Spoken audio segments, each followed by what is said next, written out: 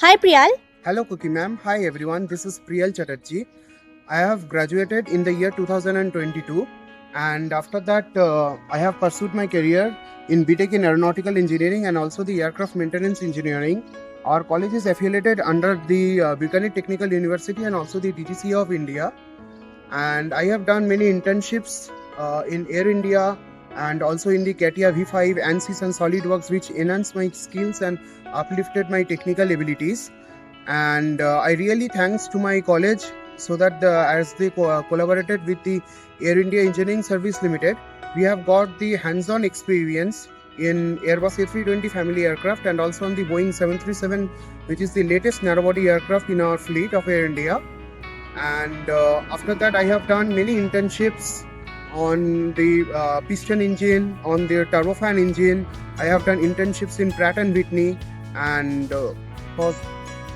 So Priyal, what would you recommend to students currently preparing for campus placement? we have many placements from different companies that visit our campus like Airbus, Indigo Airlines, the Air India, SpiceJet, and also few students got placed in Boeing and Airbus also.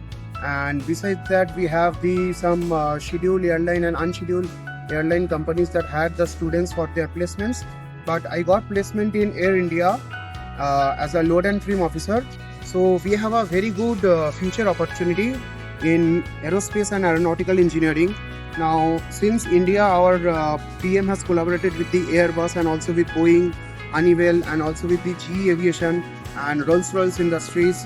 They have started their projects in India, in Bangalore, in Hyderabad, and also in Vadodara and in Pune also.